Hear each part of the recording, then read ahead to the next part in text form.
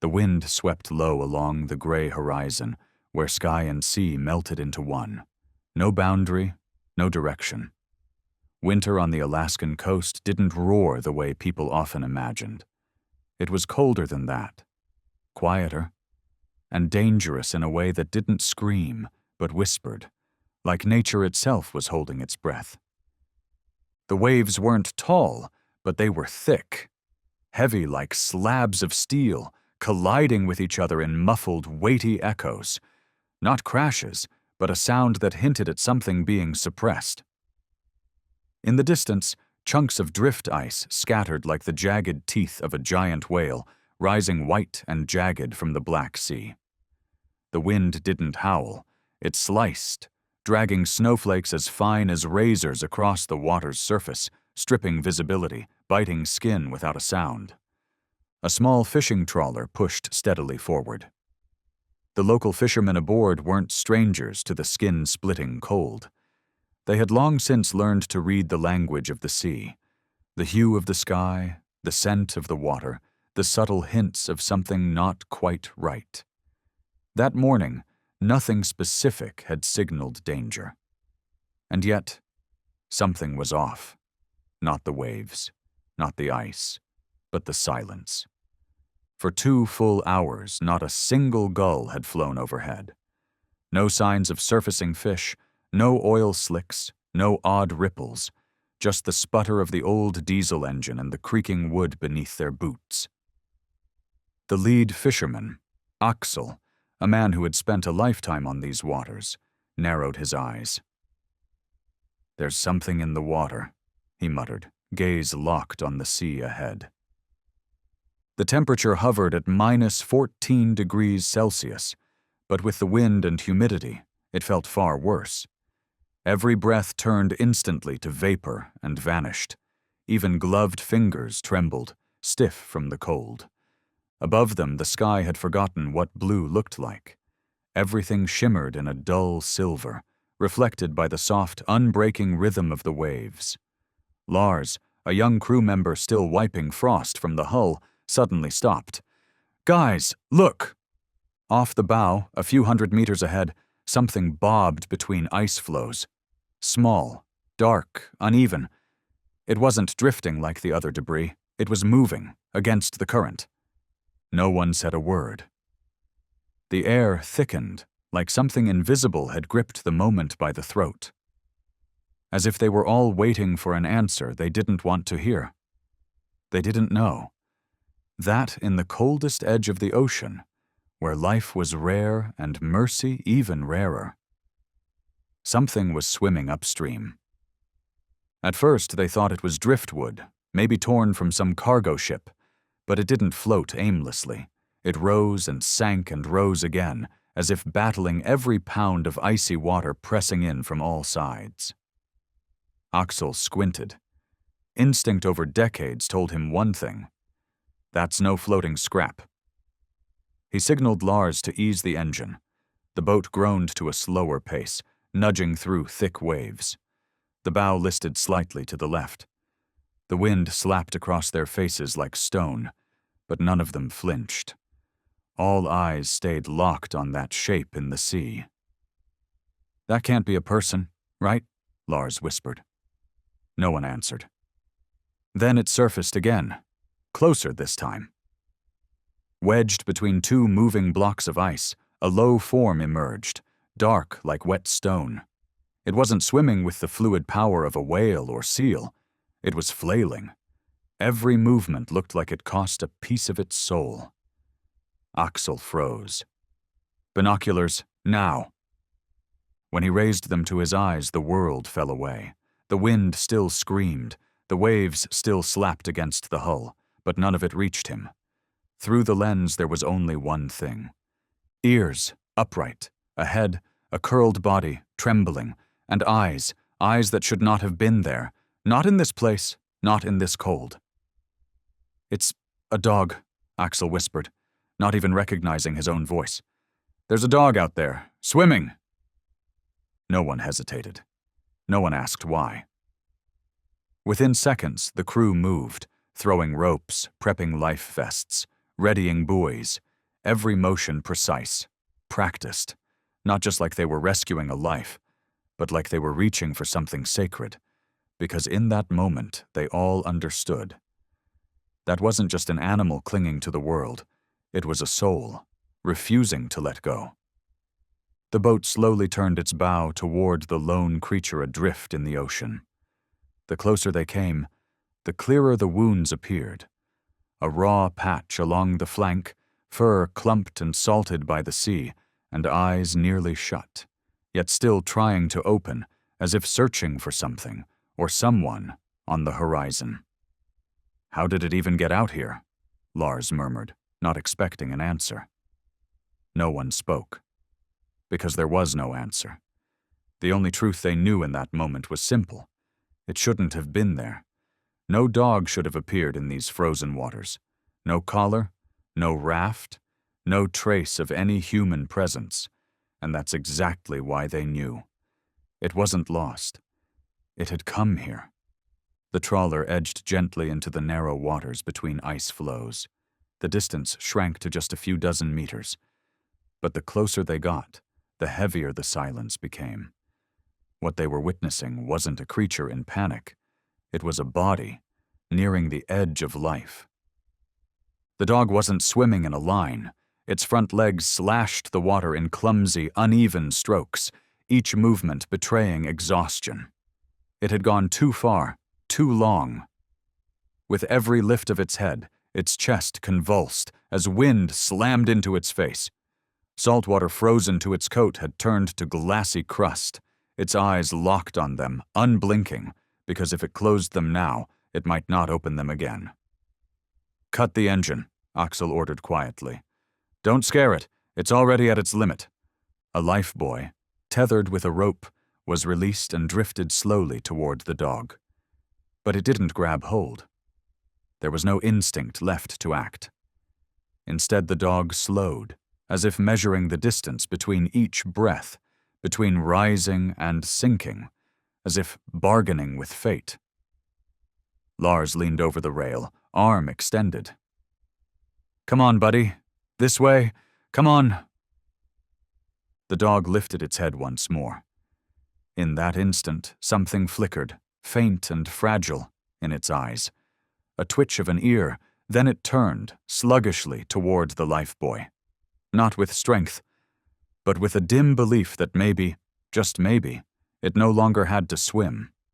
As it neared, a crewman pulled the rope in. The dog allowed its body to slip into the ring without resistance. No thrashing, no fear. It surrendered quietly, like a soldier who had reached the end of the battlefield. When they finally hauled the dog aboard, the scent of salt, ice, and old blood rose in the air. Its legs trembled, body convulsing with shallow shivers. But it didn't growl. It didn't bark. It just lay there, chest heaving, breath by breath, caught between cold and collapse. "Malinois," one of the sailors whispered. "That's a Malinois. Military dog." Axel looked down at the figure curled beneath him, emaciated, but the muscle lines still showed beneath the soaked fur. On its back leg, a deep scar, stitched once, long ago with sterile military thread. No one said anything else. No one asked. Because the way this dog had fought the current, the way it had refused to give in, even with no voice calling it back, no one waiting, said more than words ever could. They wrapped him in towels, fired up the cabin heater, and covered his ice-bitten frame with coarse cloth. The dog didn't move. It just breathed. Slow. So slow, but it breathed. The boat turned carefully, carving through the ice toward the harbor. In the wheelhouse, silence reigned.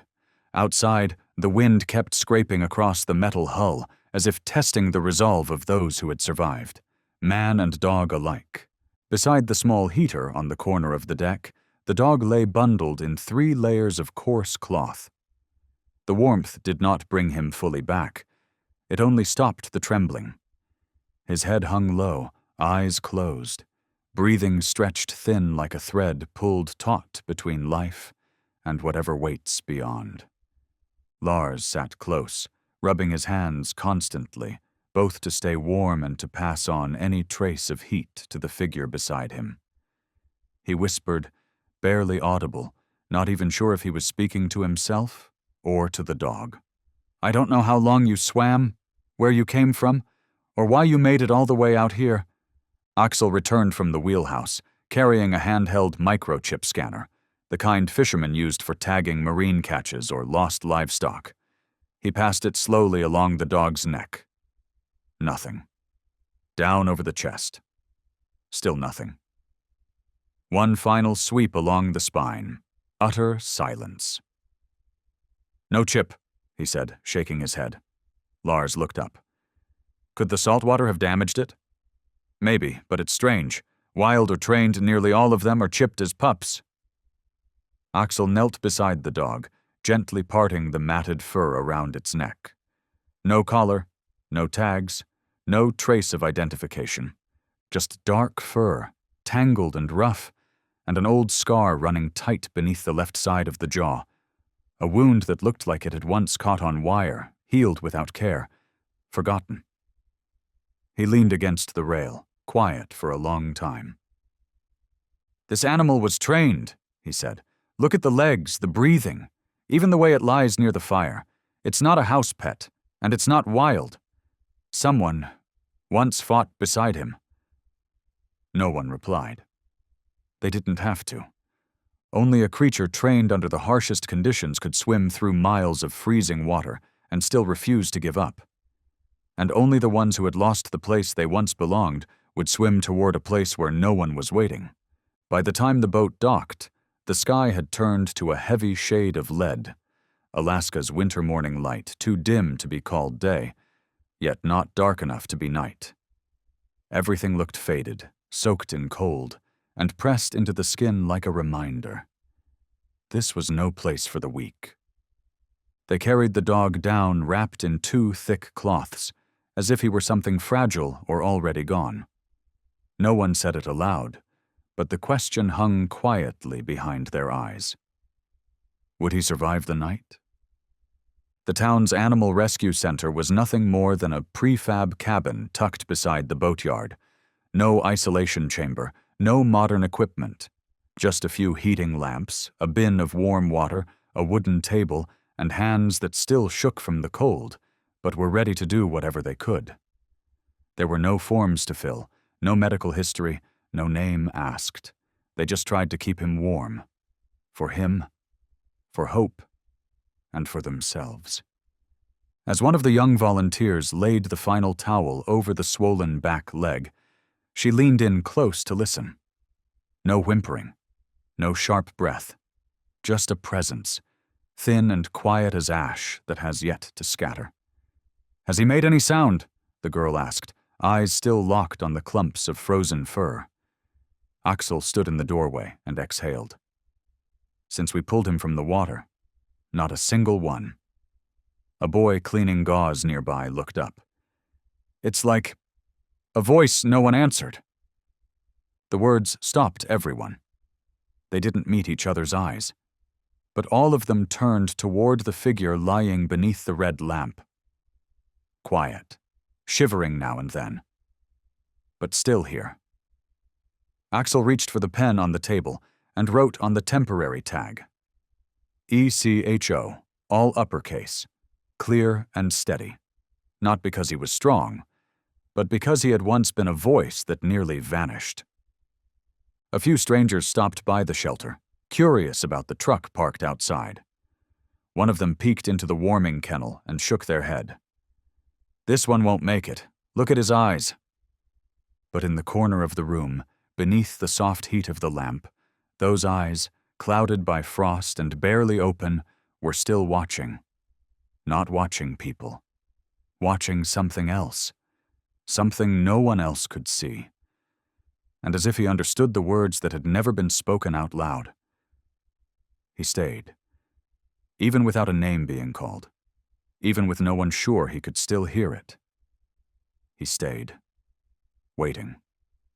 3 days had passed since Echo was brought into the shelter. In all that time, He had not growled, not howled through the night, not startled from pain or fear. He had not wagged his tail when anyone approached, almost as if that social instinct had never existed in him at all. Echo lay inside the smallest kennel, tucked into the farthest corner from the central heater. The staff had placed an old mattress beneath him, cleaned and dried, with a thin blanket and a bowl of warm water that was refreshed regularly. But he never touched any of it. When the caregiver opened the kennel door to slide in a dish of food, Echo did not shift. He did not flinch. His eyes didn't follow the movement. He simply lay curled up, chin resting against his front paws, his gaze unfocused, as if the world had retreated from him, leaving behind only a body that still remembered how to breathe.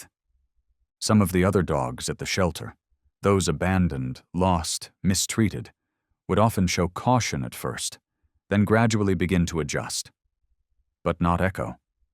He didn't resist. He didn't approach. He didn't seek anything. He wasn't afraid. He wasn't hopeful. He just withdrew. Clara, one of the longest-serving volunteers at the shelter, made a habit of sitting in front of his kennel each morning. She didn't call his name. She didn't try to pet him like she did with the others. She simply sat, placed a small notebook on her lap, scribbled a few lines now and then, and looked at him, quietly. "There's a kind of silence that makes you feel at peace," she wrote once. "But then there's the kind that makes you feel like someone has left you in a dark room. And Echo is the second kind." Echo didn't know what Clara was thinking, but he could feel something in her gaze, something that didn't try to control, didn't command, didn't judge. And maybe that was why, for the first time in 3 days, he blinked. It was such a small motion that anyone else might have missed it. But Clara didn't. She didn't smile, didn't say a word. She simply wrote a new line beneath the last. "Today," Echo blinked. "Maybe it was dust, or maybe he knew I was here." That night, as the last of the staff turned off the hallway lights, the shelter's soft yellow sleep lamps glowed faintly.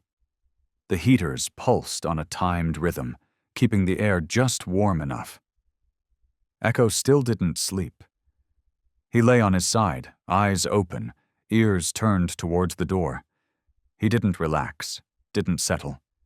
He stayed alert, not for himself, but as if guarding something that had already been lost. On the 4th morning, snow fell lightly across the town. The flakes were thin as silver foil, dusting the shelter's old glass windows with a soft, fogged haze. Light passed through in a gentle hush, more muted than bright. In the common room, volunteers moved quietly through their routines, preparing breakfast for the dogs. The soft clinking of spoons on metal bowls, the trickle of water from the kettle, the faint scent of warm food rising into the winter air. It wasn't home, but it was warmth, in the way a way station can still shelter something waiting to begin again. Clara was reviewing the vaccination schedule when Lars, the intern who had only been at the shelter for 2 weeks, stepped in, a damp piece of cloth in his hands. It was freshly swapped from Echo's kennel. He exhaled a long breath, brushed the snow off his shoulders, and spoke in a voice caught somewhere between a joke and something else. "That Malinois, I've never seen one that quiet. Even the older dogs around here know how to glare at people. But him—" He trailed off, staring at the faded paw prints still faintly pressed into the fabric. "Honestly, it doesn't feel like he's living here. More like—" Lars scratched the back of his neck, searching for words. "Like a soldier who left his dreams behind." The words slipped out without intention. No grand meaning. But the moment they landed, the room seemed to soften, just slightly, as if something unspoken had been acknowledged. Clara looked up from her notes. She watched Lars for a moment, then gave a slow, thoughtful nod. "Maybe you're right," she said, like he was trained for something else, a different place, a different purpose, and then pulled away from it without anyone explaining why. Lars gave a small laugh, but the lightness had left his voice. He bent down to wipe a smudge off his boot, then said, quieter now, "Do you think maybe he's still waiting for a command?" Clara didn't answer right away. Her eyes drifted toward Echo's kennel. Just a corner of his back was visible from here, unmoving under the soft red glow of the heating lamp, like a brush stroke of ink across a blank page. "Not a command," she said at last. "Maybe he's waiting to hear a familiar voice, not to know what to do, but to remember why he still exists." The room fell silent for a few moments. Only the low hum of the heater remained, spinning its steady rhythm against the cold. Lars turned away, but the phrase he had spoken still echoed in his head. A soldier who left his dreams behind. And for reasons he couldn't explain, it felt exactly right. Some dogs came to the shelter because they were abandoned.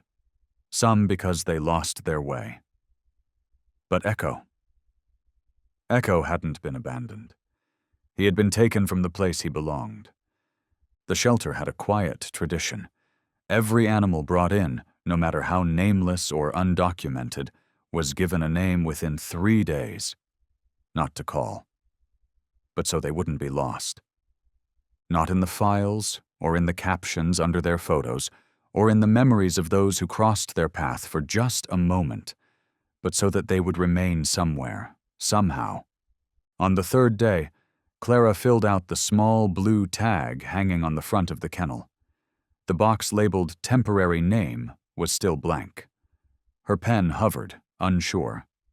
"What should we call him?" she asked aloud, as if posing the question to the room, or maybe to herself. Lars, sweeping the floor nearby, paused and looked over his shoulder. "Echo." Clara turned. "Why Echo?" He shrugged. "Because he doesn't make a sound, but people still stop when they see him. It's like an echo. It doesn't come from him but from something that once was, somewhere, and now it's coming back." His explanation wasn't exact, but it didn't need to be. Clara was quiet for a moment, then nodded. No corrections, no counterthoughts. She simply wrote the name in bold, even print. Name, Echo under special notes, she added. Does not respond to name, does not bark or growl, just a steady gaze, as if listening to something far away. From that moment forward, every time the volunteers changed shifts, they would call softly, "Echo." They didn't expect a reaction. They just called, as if holding on to the thin, invisible thread that connected them to the silent soul in the corner. And slowly, the name became a whispered habit. Someone would murmur it while setting down a bowl of food. "Hello, Echo." Another would pat the corner of the mattress. "Sleep well, Echo." Even though the dog didn't stir, didn't breathe deeper, didn't so much as twitch a single hair, the name remained. Like a quiet promise spoken without sound. "We won't let you drift away again." Sometimes, the most important things never need to be said aloud, and sometimes the things forgotten only need a gentle name to find their way back. Echo didn't respond when he heard his name. But on the evening of the 5th day, Clara sat beside his kennel, reading as she did every night. And when she murmured, almost unconsciously, "Rest now, Echo," she saw his ears move, just slightly. Not enough to be called a reaction, but enough for Clara to pause mid-turn of the page, glance over, and smile, needing nothing more. On the 6th night, the shelter lights were turned off earlier than usual. The snow fell heavier now, blanketing the windows in a film of soft white, turning the entire room into something suspended. Without time, without season, without presence. Echo still lay in the same position, head tucked close to his front paws. His back curled as if shielding something. No movement. No deep breaths. But inside him, Something had begun to stir. No one knows for certain whether dogs dream. But that night, Echo trembled, not from cold. His eyes stayed closed, but the muscles in his face twitched softly, as if chasing a blurred image. His ears lifted, inch by inch, toward sounds not born of this world, and in that haze, memory began to bleed through, not in waves but in drops. First, the voices, sharp, commanding, crisp with discipline. Go. Back. Wait for signal. Echo, heel. Echo, stay. Then the thudding of boots on hard-packed ground, blending into the distant chop of helicopter blades slicing the sky. The scent of smoke, of gunpowder, and a cold not of winter, but of metal, thick in the air before every strike. Then came the explosion. No clear source, no visible target, just a blade of white light tearing through darkness, cutting the world into floating fragments. In the dream, Echo did not bark. He didn't flee. He didn't fight. He stood there at the center of chaos, ears folded back, eyes wide, his entire body shaking, not from fear but from holding position, because the order had not been lifted. And then the voices began to fade. Each familiar tone vanished into the blankness. All that remained was the sizzle of burning circuits, the clatter of steel collapsing, and the silence that followed, heavy as a handful of dirt pressed into memory. Outside the dream, Echo's body curled tighter. One leg kicked slightly in a reflexive jerk, but he did not wake. He only tilted his head and exhaled, just once. A breath so faint it barely disturbed the air. No sound, no witness. But in his mind, it echoed, like a voice across a distance once known, from a place now gone, from someone no longer there, from the very name they used to call him, Echo. The shelter lay quiet beneath the morning snow, a day like any other, or so it seemed. Until the old wooden door creaked gently open, pushed inward by a man no one recognized. He didn't ring the bell, didn't knock. He simply stepped inside, as if he had once belonged here, long ago. Clara was jotting notes behind the front desk. She looked up, startled for just a moment. The man wore a dark, weathered military coat, dusted with sea salt and threaded with faded fibers. His boots tracked heavy snow across the floor. On his shoulder was an old tactical pack, worn at the seams, unmarked, no logo, no name tag. And that, more than anything, made him stand out, as if he belonged to a unit that no longer existed. "Hello?" Clara called. The man didn't answer immediately. He stood in the doorway for a long breath, eyes sweeping slowly across the room, as if searching for something, or someone. Then, with a slight nod, as if confirming he wasn't mistaken, he spoke. "I'm Isaac," he said. His voice was low, rough, like sea wind against old wood. Isaac Cole. The name fell into the air like a quiet current of electricity. Clara frowned. It sounded familiar, though she couldn't place why. "Can I help you with something? This is a rescue shelter, not a clinic or... There's a Malinois here." Isaac cut in, not urgently, not sharply, just simply. A statement. Clara nodded slowly. "Yes, there is, but we don't open the isolation wing to walk-ins. Are you family to the previous owner?" Isaac didn't reply right away. He reached into his coat and pulled out a folded sheet of paper, creased, smudged, nearly torn along the folds. He opened it carefully and laid it flat on the counter. It was a grainy, color-washed photo, clearly from a security camera. In it, a Malinois curled on a heating pad, eyes half open, the warm light tracing his spine. Echo. "The person who sent me this didn't leave a name," Isaac said. "Only this note. If you're still alive, maybe, so is he." Clara looked up. The man standing before her wasn't angry. He wasn't grieving. He was hollowed. like someone who had stood in front of too many graves without markers. Something behind him, not the wind, sent a chill up her arms. This man wasn't just searching for a dog. He was searching for the last surviving fragment of a memory that the dark had not yet erased. Isaac Cole stood in the center of the old wooden shelter, the gray light of the Alaskan morning tracing his silhouette in the pale tones of pencil sketch. He appeared to be in his early 40s, though his real age was impossible to guess.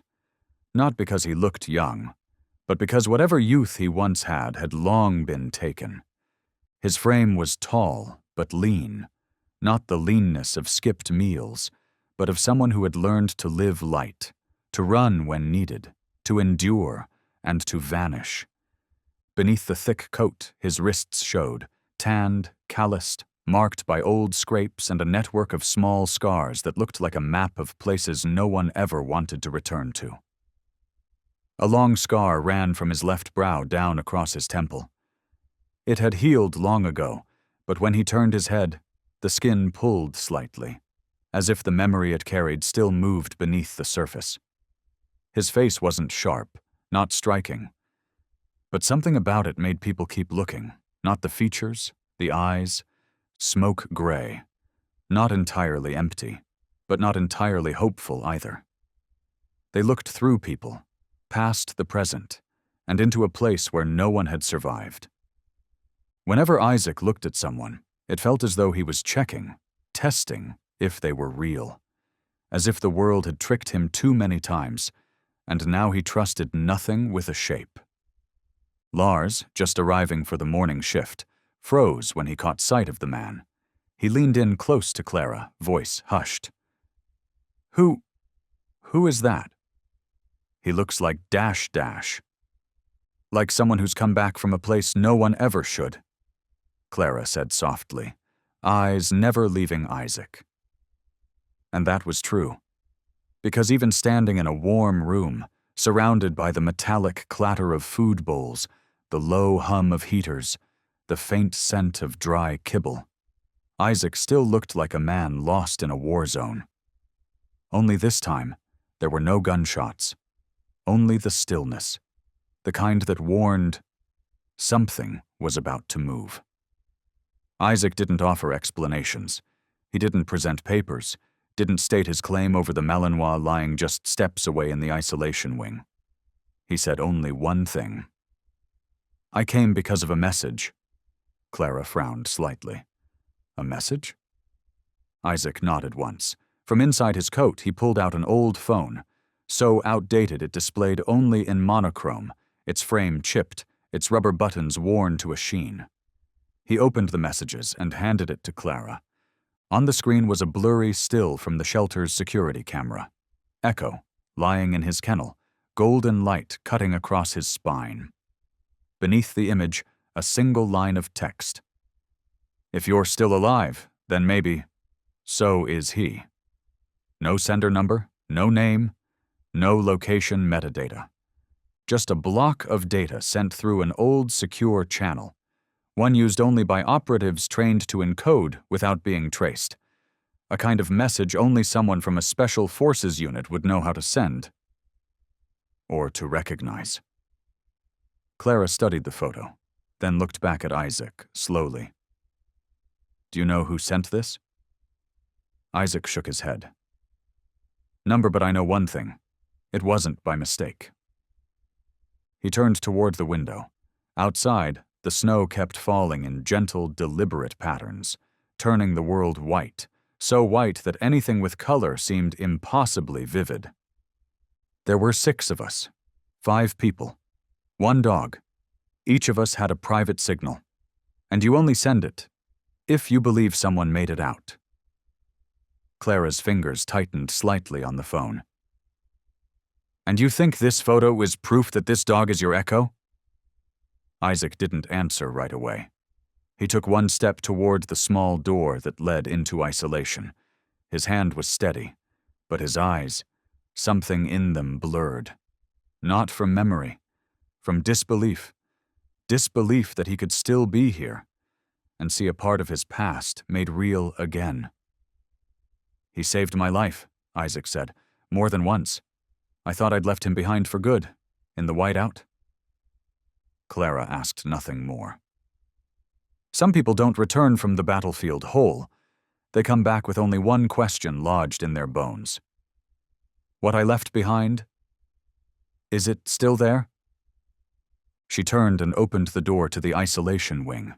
The old hinge gave a soft groan, as if surprised that someone not staff, not medical, not routine, was crossing through today. Isaac followed. Each step was heavy, measured, not hesitant, but weighted with something unspoken. Overhead lights cast long beams down the corridor, streaking across the gray cement floor. In the hush of the kennel wing, Isaac's boots echoed against the silence, like a memory announcing itself before it had a name. Clara pointed to the farthest corner. Number 7. Since the day we brought him in, he hasn't reacted to any voice, doesn't bark, won't eat while being watched, doesn't stand, doesn't turn, just lies there. Isaac didn't speak. He moved forward, and with every step it felt like the room itself leaned back, making space for what was about to arrive. And then Echo opened his eyes. Not from the noise, not from the light, but from something else, something unseen, but recognized. The moment Isaac walked past the kennel, Echo rose. Not with panic, not with survival reflex. He stood using muscles that had forgotten movement, with a spine that had frozen into stillness, with legs that trembled but held. Clara gasped. Lars, who had been cleaning a kennel nearby, dropped his water bucket with a loud clang. Echo, the dog they had only known curled into himself like a stone, was now standing. Tall, steady, facing the man. No one gave a command. No one called a name. No hand waved, no whistle sounded, no treat was offered. Something had simply returned, and Echo felt it. His gaze locked on Isaac. He didn't blink, didn't tilt his head, didn't hesitate. He just stared, as if everything else had faded away, and only one thing remained. One single point to hold on to. The man who had once spoken the final command, in the final moment, at a place where no exits remained. Clara turned to Isaac, her voice soft, afraid to disturb whatever this was. He's never stood up like that. Not once since he arrived. Isaac didn't answer. He didn't even look at her. He took a step closer, and Echo, still silent, leaned forward ever so slightly, as if waiting for a signal that didn't need sound. Isaac stood still. His hands hung by his sides. He didn't lift them, didn't speak. He didn't fall back into training gestures, because he understood. If anything still tethered this dog to the world, it wasn't a command. Echo didn't rush. He remained in the kennel for a few seconds longer, watching, not to confirm. But to make sure this wasn't some familiar illusion, another cruel trick played by memory. Or was it real? Had he truly come back? A breath, long, low, then Echo moved, not fast, not eager.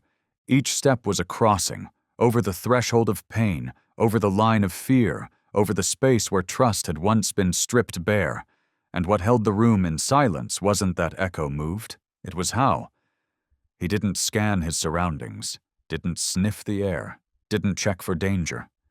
He moved toward one person, as if every survival instinct had been quieted by something deeper. Memory. Clara gripped the edge of the counter, her chest tightened with emotion. Lars, who always filmed recovery milestones with his phone, forgot to reach for it. No one moved, because they all understood. This wasn't a moment for people to interfere. Echo stopped just one step away from Isaac. His amber eyes lifted. There was no bark, no sound, just the smallest tilt of his head, like a question spoken without voice. Are you still... You? Isaac knelt, both knees to the floor, one hand braced on the ground for balance. The other stayed close to his chest, bare, trembling slightly. "Echo," he whispered, not like calling a dog, but like summoning a part of himself. Echo didn't wait. He took the final step and pressed his head into the space between Isaac's arms, curled his body inward, like a child finding shelter after the storm. No whimper, no scratching, no shifting, just stillness and presence. Isaac closed his arms around the trembling frame, holding onto him as if holding a memory that had somehow survived everything else. On his scarred face, for the first time in years, a single tear fell. Not from pain, but because something he thought had died out there in the white, had waited, had stayed, had made it home. For soldiers, memory doesn't drift. It doesn't flow like water, because it isn't a current. It is a carving, a mark. And for Isaac Cole, that night in the North Atlantic was the deepest cut of all. 9 years ago, he and SEAL Team 17 were deployed on a black operation, off-map, off-schedule, off-record.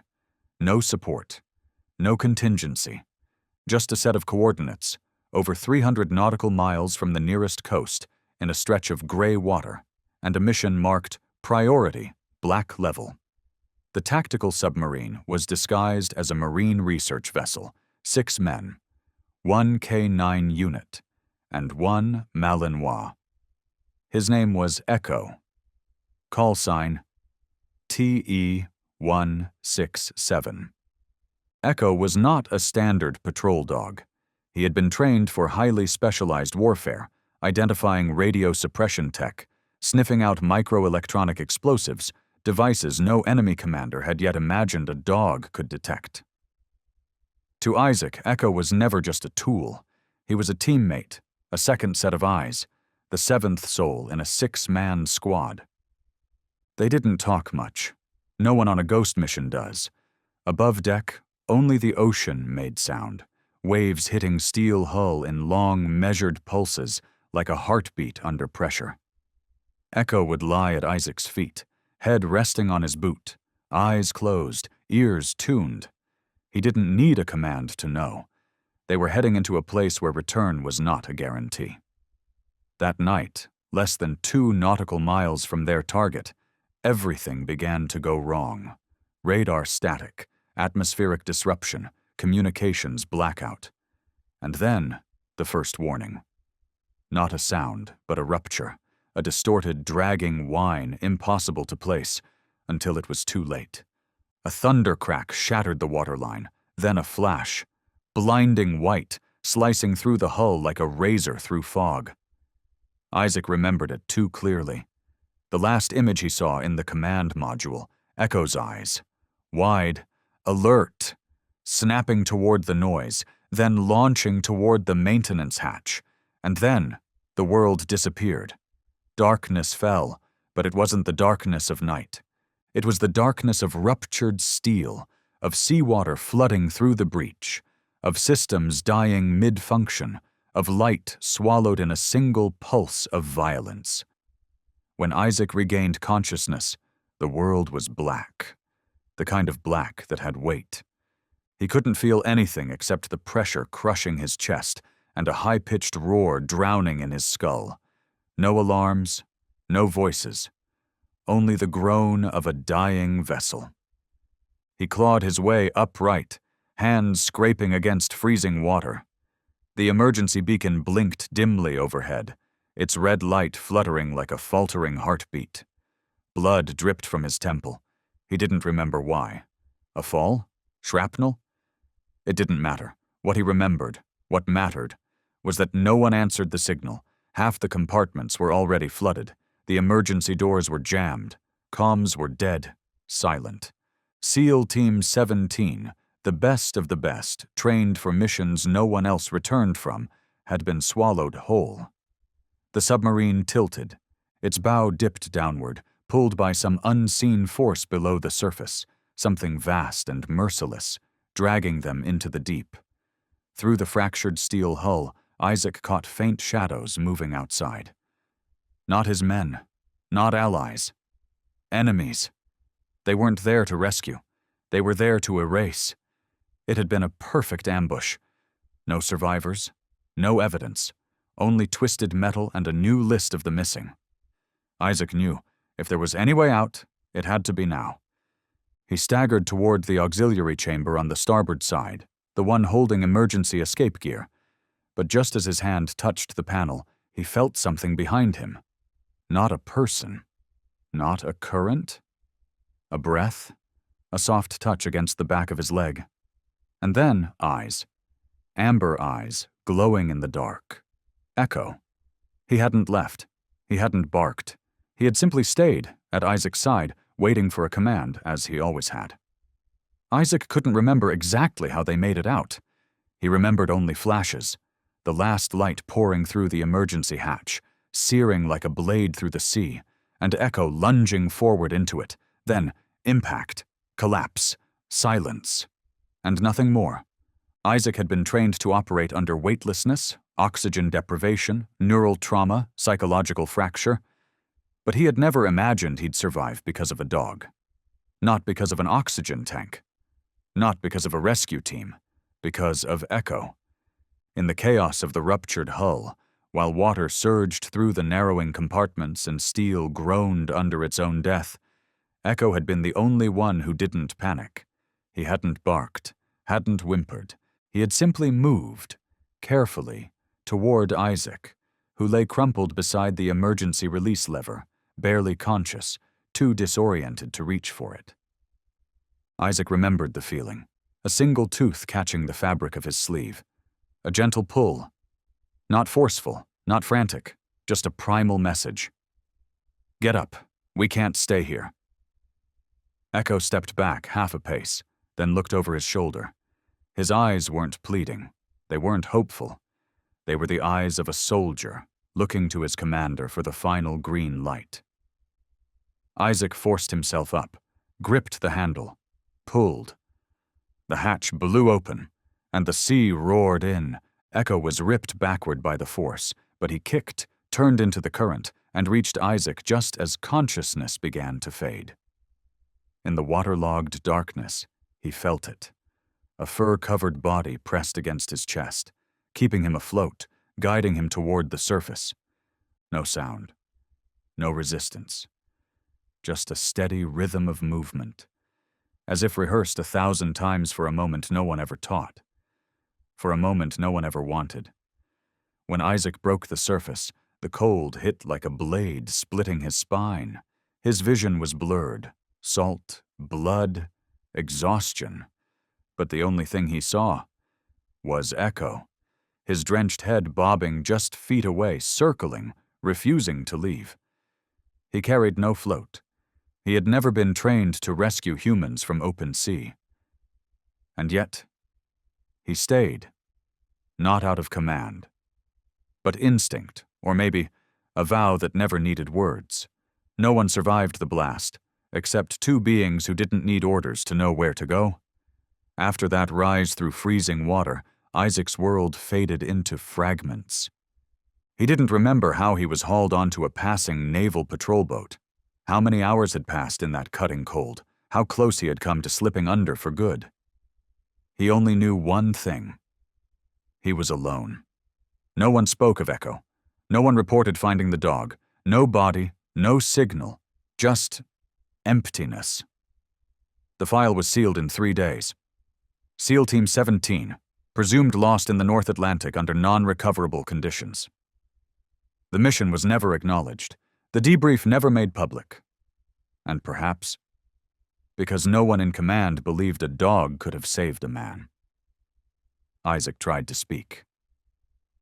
In a closed interrogation room, under cold lights and an aging recorder, he spoke of Echo, of the tug on his sleeve, of the circles swum in freezing water, of those eyes locking with his before vanishing into ocean fog. He was alive. I know it. A senior officer across the table offered only a slow nod. Maybe, but there's no confirmation, and no reason to reopen a file over a dog. From that moment on, the name Echo vanished from all records. Only 6 soldiers were listed as missing, and 1 survivor, bearing scars on the body, and a name louder in silence than any call sign ever issued. No one knew. That was the moment Isaac chose to disappear. He didn't accept the medal. He didn't return to base. He didn't attend the funerals. There was only one thing he did. He sent a single message to the director of the K-9 training division. If anyone finds a Malinois with the tag TE-167, tell him I'm still here. But year after year, no one replied. No photo, no ping, no echo. Only silence remained. Isaac hadn't chosen to survive. He had simply woken up on a cold shoreline in a temporary cell, surrounded by questions and forms smeared with blacked-out lines. From that moment on, he was no longer part of any unit. No official designation. No public record. No discharge papers. No military benefits. Just a single line embedded deep within the classified system. SEAL operative. Codename 011A. Psychological status unknown. Recommend removal from active force. Isaac didn't protest. He didn't ask to stay. He simply walked out of the recovery facility one gray morning, before the sun had even climbed over the frost-bitten tree line. No one saw him off. No one needed to, because the only being he had ever truly hoped to see again was gone. He settled in a quiet coastal town near the northern bays of Oregon, picked up odd jobs, fixing engines, scrubbing boat decks, occasionally driving long-haul trucks for humanitarian supply chains. No one knew he had once been special operations. No one asked. Because there was something in Isaac, a kind of silence that people respected, or perhaps feared. As if words might widen the cracks they could already sense in him. At night he would sit on the deck of an old, rotting boat, listening to the waves hit the weather-worn hull and imagining the sound he had lost. Not gunfire, not shouting, not even a name, but a breath, a quiet shift in the dark, a pair of eyes that kept watching him steadily, even when he no longer believed he deserved to be seen. 9 years. Isaac lived like that, not waiting, but not letting go either. He still kept the paracord collar, the one with tag TE-167, Echo's first official issue. He had buried it beneath the sand once, then dug it back up, hung it on a wall, then locked it inside a wooden box, as if his heart couldn't decide whether to keep it as a promise or to release it like a death no one would confirm. And then, one day in March, a message appeared. Anonymous, just one line, just one photo. And in that moment, everything inside him, everything long cooled to the texture of ash, trembled, not from hope, but from an echo. In the small office tucked behind the shelter, the glow of the computer screen painted Clara's face in a tense wash of light. Beside her, an old microchip scanner sat humming softly, a piece of equipment they used only a few times a year, usually for strays transferred from other towns. Echo lay still on the padded mat. No resistance, no tremble, only silence, as if he too understood that this wasn't a medical checkup. This was a question of belonging. Isaac sat nearby, his hands clenched tightly together, fingertips pressing deep into his palms. No one spoke. Then, a soft beep as the scanner passed over Echo's neck. Clara glanced at the screen.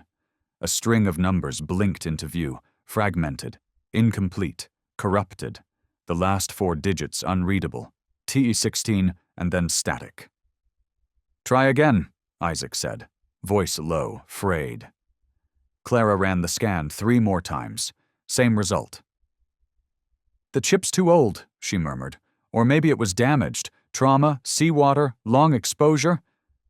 Isaac bowed his head into his hands, not disappointed. Just drained. Because he knew.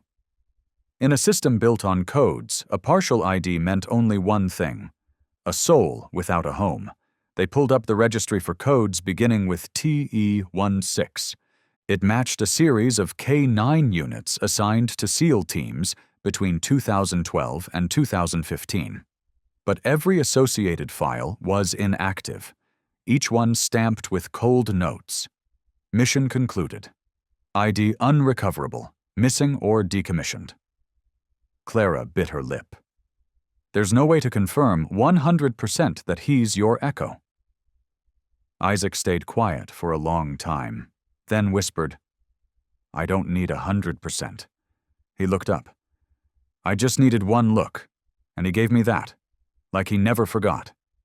Clara turned toward Echo, still lying on the mat, eyes steady. There was no pleading in his gaze, no resistance either. Just presence, like a being who never had the right to choose where he belonged. 4 days after submitting the documents, the shelter received a reply from the Department of Defense's K-9 command. There was no name, no signature, just a cold, 3-line email, bolded. Final. No verified data exists for IDTE-16. No active records connected to SEAL Unit 17. No evidence this animal is property of the United States military. Clara read it again, and again. The wording wasn't incorrect, but something in the way it was written made all her efforts fall silent, like stones dropping into a dry well. Isaac stood beside her. No reaction, just staring at that final line, as if, once again, he himself had just been erased from the map. Again. Clara tried. I can submit the medical records, biological markers, even behavioral analysis from our surveillance cams. We have a full video of Echo reacting to you, clearly recognizing you. Isaac cut her off. His voice was soft, like cold wind brushing across the skin. It doesn't matter. They won't reopen a file that's already sealed, because if they admit he ever existed, then they have to admit they left a teammate behind. Clara's fingers curled into a fist. She'd grown used to silence, to denials, to the practiced indifference of systems that preferred forgetting. But the way the military dismissed a dog who had saved a man with a 3-line email made her feel something tight and breathless in her chest. Echo didn't flinch. He remained on the mat in the waiting room. No reaction to the decision. No reaction to being denied. No reaction to being erased. As if he had long accepted he was never allowed to be someone, only something. Isaac stepped out of the office, saying nothing more. Outside, the April wind cut like winter's tail. He pulled from his coat a small laminated card, once used to confirm command authorization with Echo. It was faded now, the numbers nearly worn away, the edges curled. He considered throwing it out, but instead he folded it once, carefully, and tucked it back into his inner pocket. Because sometimes a command that's no longer valid is still proof that once you were trusted. On Monday morning, Clara received a call. The number was unlisted, an out-of-region prefix with no name. The voice on the line was male, precise, polite, and so void of tone it could have belonged to any age, any face. We've been informed your shelter is currently housing an unregistered Malinois exhibiting signs of specialized training. Clara's grip on the phone tightened. Who is this? We're the Tactical Behavior Research Unit, a division under the Strat-Tech Corporation. We reconstruct military canine response patterns in controlled simulations. We'd like to purchase the subject known as Echo for use in tactical modeling. She cut in. He's not a model. Silence. Then, we're prepared to offer a generous figure for a specimen of such rare operational memory. From his gaze to his reflex arc, every data point would be invaluable to the next generation of soldier training programs. All we need is your approval. Documentation can be processed within 72 hours. Clara hung up. 10 minutes later, she told Isaac, while they were scrubbing down the shelter's back corridor. He didn't say a word. He simply leaned against the wall, staring through the back window. Echo lay in the yard, basking in a patch of afternoon sun. His ears twitched faintly with the wind, eyes closed, not asleep, not guarding, just still. "What do you think?" Clara asked quietly. Isaac replied without looking away. "They don't want him. They want a version of him, without memory, without choice, without feeling." Clara nodded. Because she understood, too, that to those who once turned war into industry, a breathing dog was no longer a being. It was a prototype, an extractable algorithm. Pain reduced to data points. That afternoon, another email arrived, this time with an attachment, a drafted transfer of ownership contract, with a blank line already marked for the rescue center's signature. Clara printed it, placed it on the desk. Isaac looked at the page, then quietly tore it in half. Not because the price wasn't high enough, but because some things were never meant to be auctioned. Especially a soul that once risked its life to protect what humans dared to call honor. That morning, the sky was heavy, though no rain had fallen. An old warehouse, retrofitted behind a private tactical training compound nearly 50 miles from the rescue center, had been sealed shut. Thick black curtains draped every window. No signage, no press, no cameras unless cleared, no identities made public. On paper, it was labeled as a strategic roundtable for specialized security stakeholders. But everyone invited knew what it truly was. An auction, not for a dog, but for a symbol of something nearly extinct, a creature who had once fought, not from instinct, but loyalty. Chairs were arranged in a ring around a rotating wooden platform at the center of the room. The overhead lights didn't glare, but they were positioned to dramatize, to create a space where every movement was amplified by silence. Scattered throughout were men and women in black suits, dark glasses, their faces unreadable. Some came from private security firms. Some were former soldiers turned entrepreneurs. The rest, no one knew, and no one asked. No one mentioned Echo's name.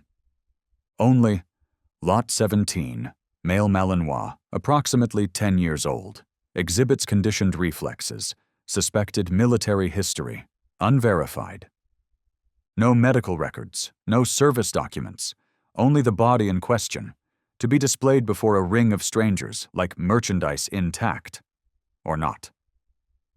A man in his 50s, hair slicked back, a thin gold band on his hand, stepped onto the platform. His voice wasn't loud, but it carried. "Ladies and gentlemen, the item before us is not merely a creature, but a doorway to an era where honor, instinct, and discipline converged in one living form. Please observe, and, if you see worth, submit your offer." No applause. None needed. This wasn't a place for admiration. It was a place for valuation, measured not in emotion but currency. A silent gesture from an assistant, and the steel side door creaked open. Echo was led in. No leash, no muzzle, no collar, just the soft sound of paws pressing against a damp wooden floor, beneath the weight of eyes that saw not a being, but a calculation. He emerged from the shadow of the steel frame, neither pulled nor guided.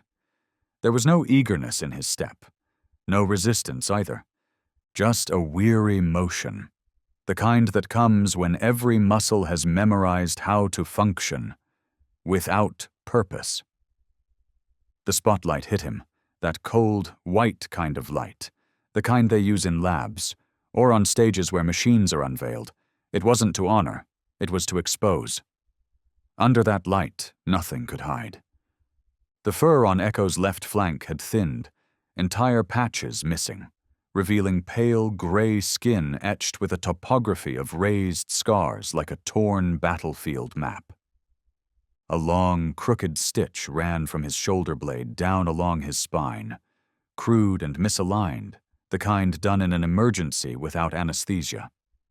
His front claws were worn down to the quick, the telltale sign of a dog who had either run too long on unforgiving surfaces or had been confined so tightly for so long that pacing was all he could do to remember he still existed.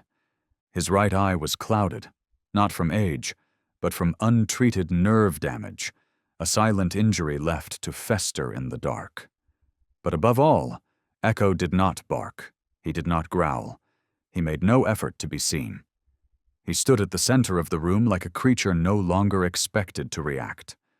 Only to remain. In those first seconds, the room was silent. Not the silence of reverence, but of confusion. Then, the first sounds broke through. Laughter, not loud, not crass, but soft, under-the-breath chuckles from throats belonging to people with crossed legs and number paddles balanced on their knees. What is this? A retired mutt? Can't tell if that's a working dog or a taxidermy experiment. Thought this was an auction, not a veterinary clearance sale. Is it even alive? A woman in a gray blazer lifted her glasses slightly, inspecting him. No barking. Good for simulation footage, but no reaction? Might as well be a statue. Echo stood unmoving, didn't lower his head, didn't make eye contact, as if that light couldn't penetrate the stillness that had frozen inside him years ago. From the last row, Isaac gripped his paddle. His face showed nothing, but something sharp twisted in his chest, not because they couldn't see Echo's worth, but because they believed they had the right to price him, because he no longer knew how to resist. The auctioneer returned to the platform. His tone remained composed, as if describing a slightly damaged antique. A male Malinois, estimated weight 28 kilograms, subdued responses, not proactive, but retains observational awareness. Unfit for active combat training. Potential use for prototype behavior modeling. Starting bid, $500. No one moved. A pause. Then, clearer laughter echoed from a man in a linen shirt, neatly parted hair. I'll offer 2 bags of dog snacks for the wooden statue. The room broke into quiet, collective laughter. Not loud, but in unison. The kind of laughter that comes from people well-trained in turning pain into entertainment. Another leaned over, foe frowning toward his neighbor. With reflexes like that, he's better off guarding a museum vault. The woman in the gray blazer tilted her head, raised a hand lazily. $1 for his photo on a training poster. What happens when you underfund discipline? Heads nodded. Some chuckled under their breath. No one looked at Echo as a living being with a past, just an outdated artifact, standing in the wrong era. The auctioneer steadied his voice.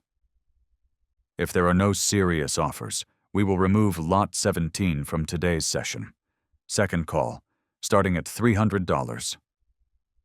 Still, no hands were raised. No one looked at Echo like he existed in the present tense.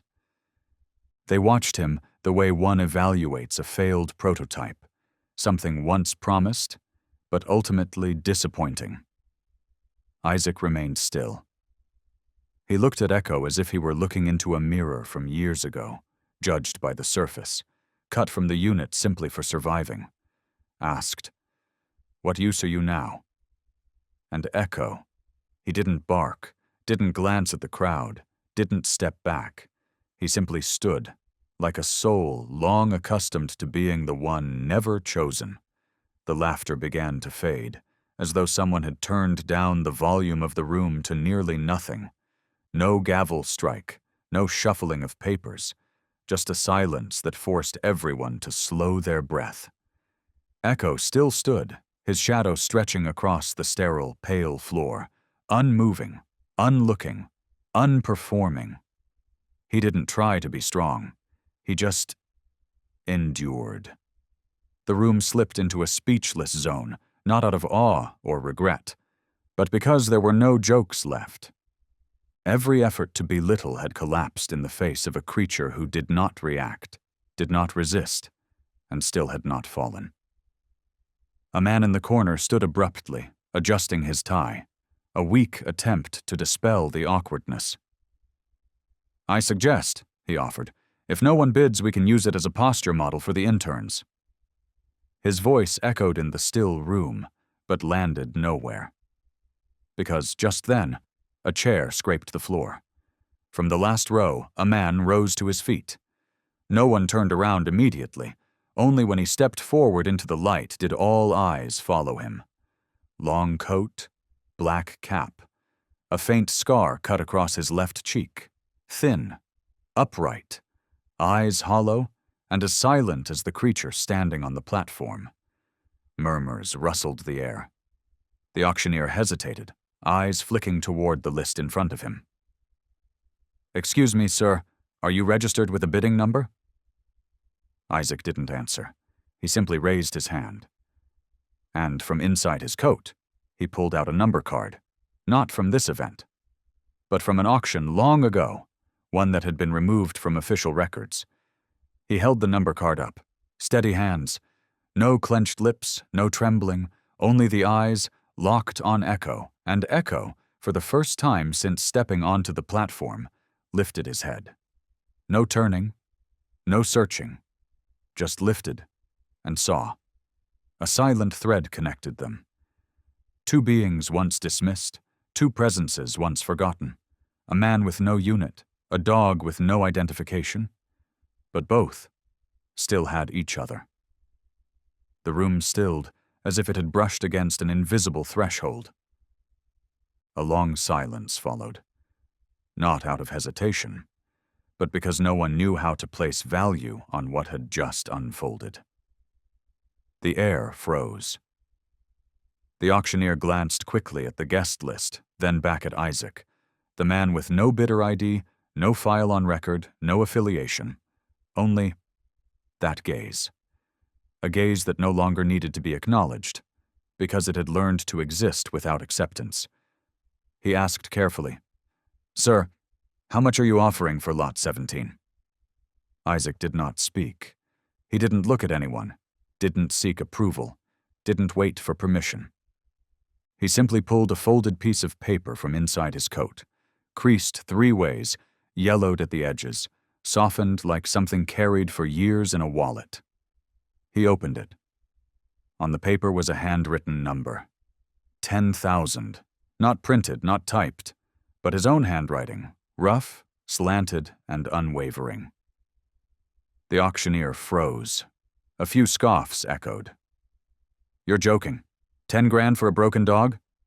Another voice chimed in, smirking. "I don't know what history they share, but reliving memories shouldn't cost that much." Isaac raised his head. For the first time, he looked around. His voice wasn't loud. It didn't rise. But it struck like rusted steel scraping through silence. "I'm not buying a dog. I'm reclaiming what people have forgotten how to see." The auctioneer stammered. We need proper verification." Isaac reached into his inner pocket and retrieved a small bundle. Inside, a faded military ID card, no longer in service, and a looped piece of cord, once tied to Echo's collar during training. He placed them on the table. "He doesn't belong to any of you, and if I must, I'll pay with the rest of my life, not to own him, but to protect him." A man in the back quietly put his pen down. No one said another word, because in that silence, Echo stepped off the platform. No one called him. No command was given. He walked toward Isaac, each step slow but certain, as if moving through 1,000 days of being left behind. And when he reached him, he didn't nuzzle, didn't lick his hand, didn't wag his tail. He sat, right beside him, back straight, still, like a soldier who had never been allowed to lift his head, now finding the place he could finally belong. The auctioneer swallowed hard. The room, silent, as if it had never known mockery. Only one thing remained. A value now defined, not by price, but by dignity. And the name Echo, spoken at last after all these years, did not return like a fading echo. It rang out like a bell awakened. The room was still lit. The light still shone down on the old wooden stage like every other auction. But no one looked at the auctioneer anymore. No one glanced at the price list. Every eye, now, was fixed on Echo. He stood there, 4 paws grounded, neck neither bowed nor raised, ears upright, unmoving, eyes wide open, but not searching, just seeing. Directly, deeply, unblinking, and the only person within that gaze was Isaac. No one in the room understood exactly what was happening, but everyone felt it. This was not the look of an animal searching for an owner. It was not a conditioned reflex. It was the gaze of a soul, finally recognizing where it once belonged. Someone instinctively lifted a phone to take a picture, then stopped. Not because of rules, but because the moment felt too real, too fragile, and to capture it with a lens suddenly felt crude. Echo still didn't bark, not a whimper, not an eager wag of the tail, only his gaze. Locked onto Isaac, as if every storm, every lost year, every ruin they had survived was nothing but dust covering a bond that had never truly broken. Isaac remained still. He did not step forward. He did not call the name. Between them, no command was needed. Someone sighed quietly in the back. A woman removed her glasses, wiped her brow, yet never looked away from Echo. Someone whispered, "Why isn't he barking?" No one answered, and then a voice, softer than a thought, from a deeper row, as if speaking only to themselves. Because some connections don't need sound, only presence. No one moved, not because they were held back, but because they were held within, held by something happening so slowly, so silently, yet drawing everyone in like a quiet tide. Echo stood, bathed in cold white light on the wooden stage, and looked at Isaac as if weighing not the present, but the 9 years that had passed between them. And then he lifted his paw, not in haste, not in hesitation, just a motion so steady, so composed, that it made the entire room forget to breathe. Right front paw, then the left. The sound of his claws tapping the wood didn't echo, but it was enough. Enough to mark each beat of time they had both once lost. One step, then another. The distance between the platform and Isaac's row was less than 10 meters, but in that moment, it stretched like a lifetime of exile. A man in a suit on the left shifted slightly in his seat, but didn't dare speak. The woman to the right, the one who had laughed at Echo earlier, was now silent, her hands clutched tightly in her lap. Echo didn't look at them. He didn't care for glances, or trembling hands, or the shallow breaths being quietly held. He only knew, up ahead, there was a man who had never called his name, and yet he remembered, who had never given a command, and yet he still wanted to walk toward him. The floor shifted beneath him, from old wood to cold concrete, but Echo didn't pause. He moved forward, each step a quiet declaration. "I am still here, and I have found you." Isaac did not move, but his eyes, heavy and deep, began to fill. Not from weakness, but because a part of him had finally returned. The room no longer felt like an auction hall. It had become a witness to something beyond logic, beyond conditioning, beyond the concept of ownership. And when Echo was only a few steps away, the air seemed to sink into silence. Only the soft sound of claws brushing concrete remained, slow and certain, and a stillness like a ceremony waiting for its final vow. Echo stopped, right before Isaac. 2 gazes met, man and dog, no words, no signals. Only the quiet between 2 souls who had once drifted too far apart, and now found their way back, not by chance, but because neither had let go. Isaac bowed his head. His shoulders, once used to carrying tactical packs, rifles, and duty, trembled slightly, as if releasing a weight unseen that had pressed on him for nearly a decade. He didn't call a name, didn't say, "Come here," didn't give a command. He simply knelt down, both knees touching the cold, bare floor, not as a gesture of possession, but one of respect, a wordless apology, a vow. "This time I'm staying." Echo didn't need permission, didn't need comfort. He stepped forward half a pace and gently pressed his head against Isaac's chest, not in urgency, not in frenzy, just close enough to hear a heart beat, just close enough to recognize the scent that hadn't faded, despite everything else that had. Isaac froze for a second. Then his arms that once held on to life through war, wrapped around a creature trembling as softly as wind. His chest began to shake, not from the cold. His eyes closed, not to escape, but to remember, to hold on to this feeling, the one that had once pulled him from the edge. Echo let out a long, slow breath, not the breath of a sick dog, but the exhale of a soldier finally allowed to rest. No one in the room dared to move, no shutter clicked, no one spoke. Because everyone understood, this was not a moment that needed explaining, it was a moment that needed preserving. A soldier knelt down, not to ask for forgiveness, not to prove anything, but to hold what once stood between life and death for him. To say, in silence, "I've been looking for you, and I never stopped remembering."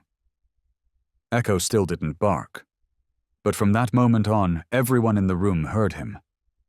The silence spread through the hall, not the kind born of suspense, but the kind that carried weight. It pressed gently against every chest, made breathing feel intrusive, made even the smallest sound feel like a threat to something sacred. Isaac remained kneeling. He didn't speak. Echo stayed pressed against him. He didn't move. No one in that room truly knew who they were. No one had been told the full story. But everyone understood. What was unfolding before them could not be catalogued. It didn't belong in a military file. It didn't belong on an auction slip. It didn't fit within ownership claims or digital identifiers. A middle-aged man, representative of a canine rehabilitation firm, slowly lowered his pen. "He's not property," he murmured. "And that man? He doesn't need to prove it." An older woman seated near the back, her son lost in Afghanistan, nodded softly, her eyes red, though no one saw when she'd started to cry. A young intern from a military K-9 academy leaned toward her instructor. "Do we teach that?" "No," the instructor said. "That can't be taught. You just protect it, if you're lucky enough to ever touch it." The room, a space built to measure, classify, and assign value, had become a silent cathedral where all calculation fell to dust in the presence of two souls, one man, one dog, who had once lost each other to war and now found each other again through the only force that defies quantification. Unconditional loyalty.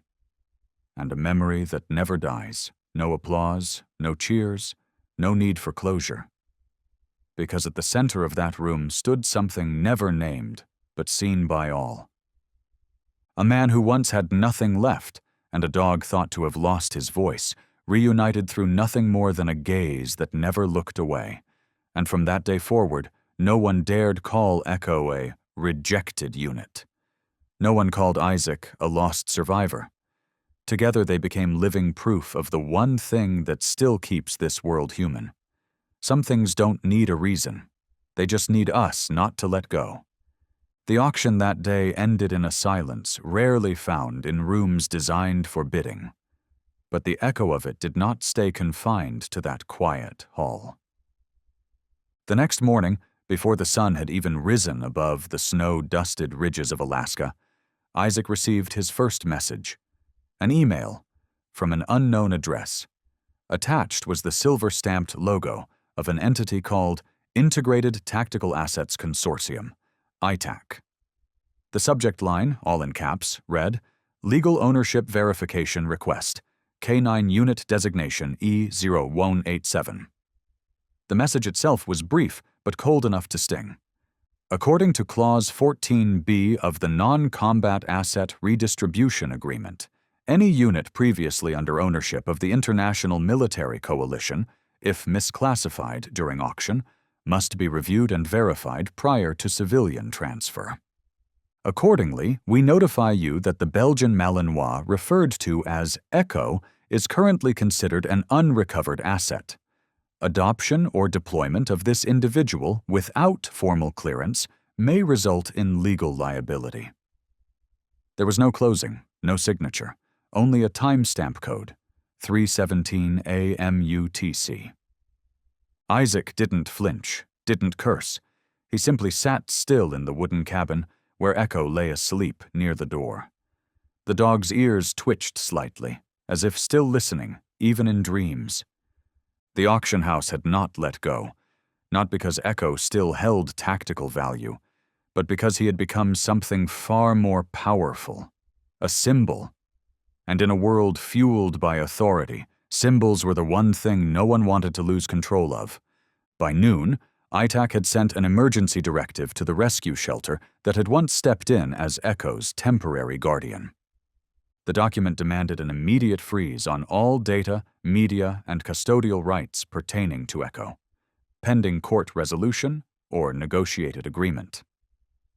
Delaney, the shelter director, trembled as she read the document. "I can't believe it," she whispered. "After everything, they still see him as an unresolved item." At that moment, Echo stood silently by the door. He didn't bark. He didn't react. But in his eyes, something had shifted. It was no longer the gaze of a lost soul adrift in survival. It was the look of a soldier, waiting for a command. Not from a superior, but from justice. 3 days after that first email, a legal complaint was officially filed in the Federal District Court of Anchorage. The title of the case read, Petition to Reclaim Uncontrolled Military Asset, K9 Unit Code E-0187. Plaintiff, Integrated Tactical Assets Consortium. Defendant, Isaac Cole, permanent address unspecified. The grounds for the suit were laid out in words stripped of empathy. The K9 in question was formerly enrolled in a special tactical conditioning program and has never been declared decommissioned. Prolonged absence does not constitute legal transfer of ownership. The auction may be rendered invalid due to incomplete identity verification. At its core, the lawsuit had nothing to do with Echo's combat readiness. It had everything to do with precedent. Because if Isaac's claim was accepted, it would set a legal loophole wide enough for hundreds of forgotten or missing K9s to find a way home. Isaac didn't want to fight. He didn't know how to navigate statutes or legalese. He was trained to make life and death decisions in 3 seconds, not sit at a table parsing subclauses under fluorescent lights. But this time, silence was not an option. At an early hearing before the Anchorage trial court, the ITAC representative spoke in a rehearsed monotone. "We are not here to argue emotional grounds. We simply seek to ensure that all matters follow the appropriate process." The judge looked up from the paperwork. Her voice, calm but piercing, cut through the courtroom air. "And who decides what is appropriate?" No one answered. Only Echo, lying beneath the defense table, his head resting gently on Isaac's boot, eyes half closed, ears alert. He didn't know what the law was, didn't understand what a courtroom meant. But he stayed, silent, still, like a living piece of evidence no plaintiff dared to acknowledge. At the back of the courtroom, a photojournalist quietly raised his camera. He captured the moment in a single frame. Echo at rest, not resisting, not posturing, just present. The image was shared thousands of times online under a caption that read, "They argue about ownership, but this creature, he just needs a place where he believes he won't be left behind again." Echo could not speak. could not take the stand, could not sign a single document to declare, "That man, he is my comrade." And for many, that was the greatest barrier in the battle for justice. In the eyes of the law, silence is not proof. To the auction house, emotion cannot replace paperwork. But someone remembered a camera. Just a dusty old DSLR that had been set up at the edge of the room during the auction. Not by the court, not by security, but by a young intern from a local training institute, hoping to film an unusual case with some educational value. He had no idea what he had captured. When the footage was played during the third hearing, the courtroom descended into a hush so complete it was almost reverent. The screen flickered.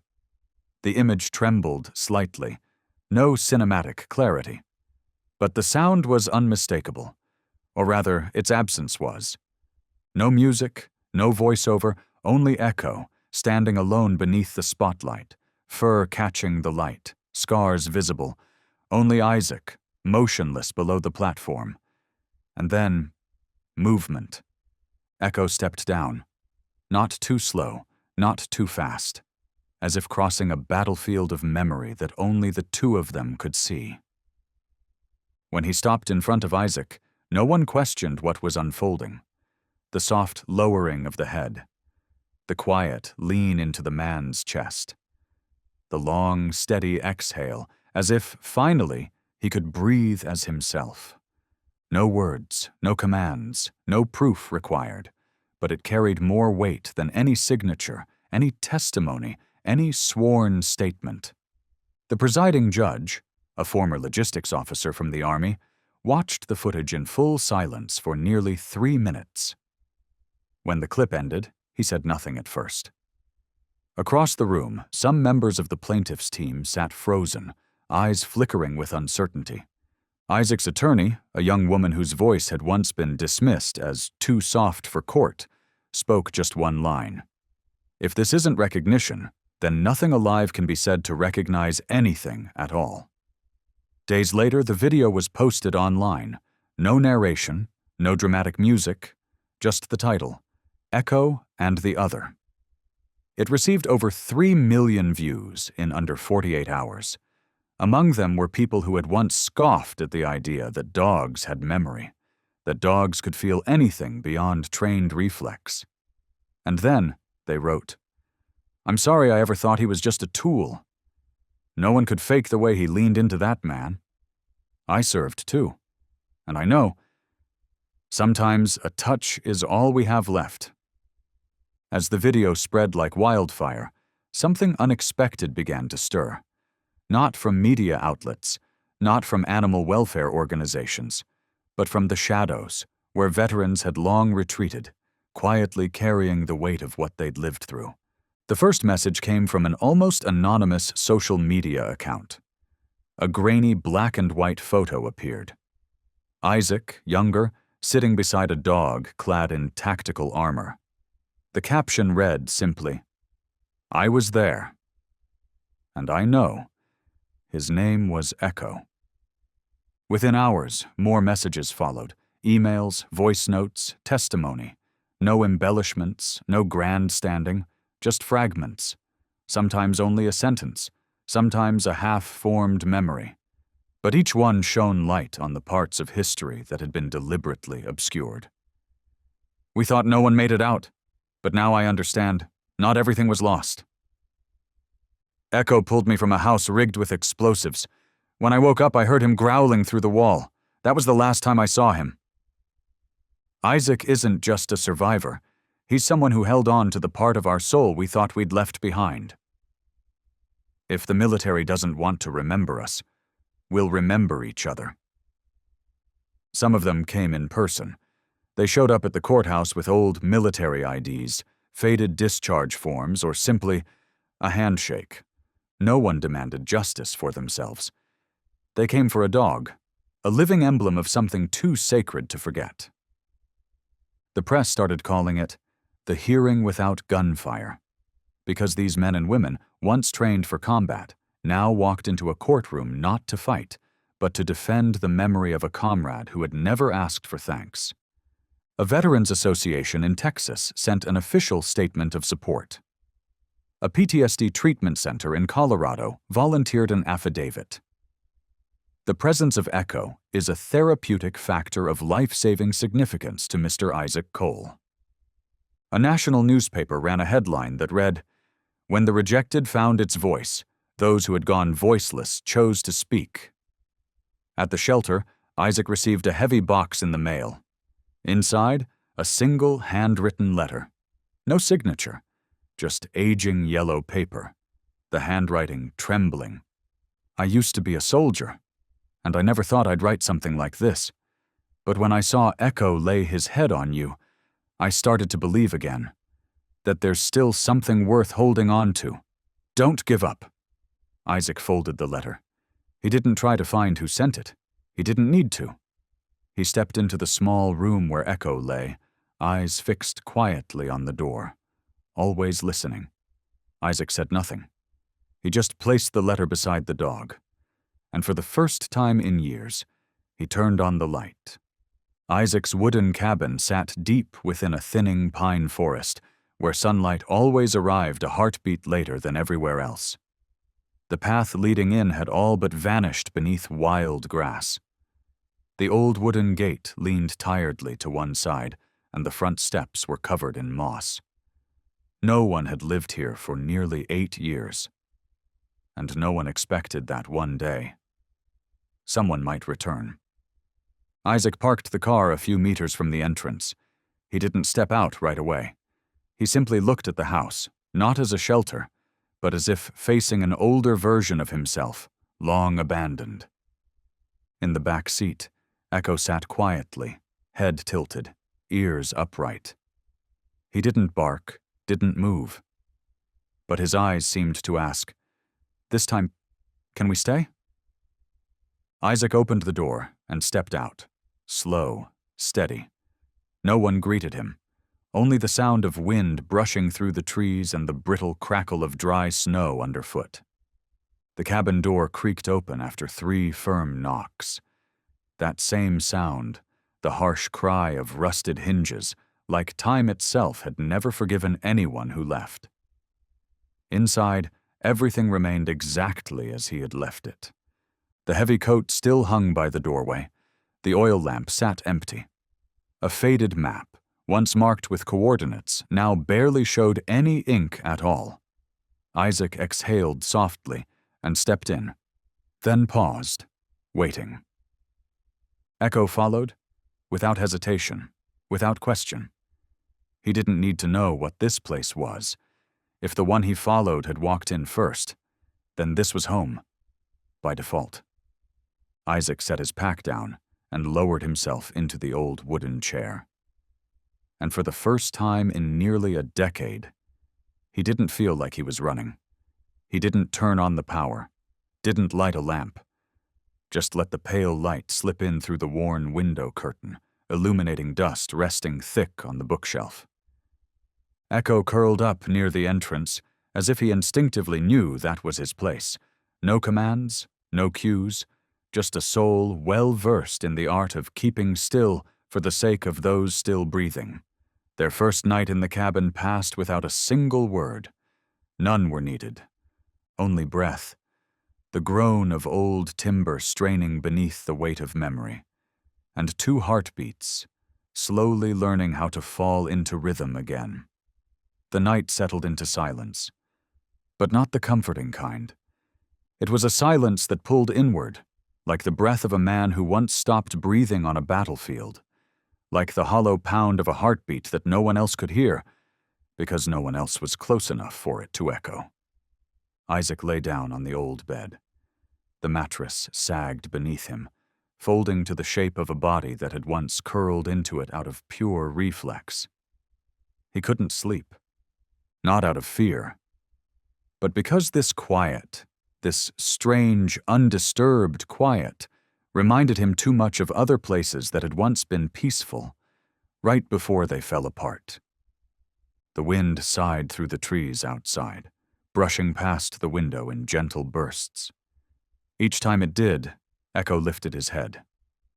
He didn't bark, just stared at the door, as if matching the sound against 100 archived memories inside his mind, like a tactical computer that had never truly shut down.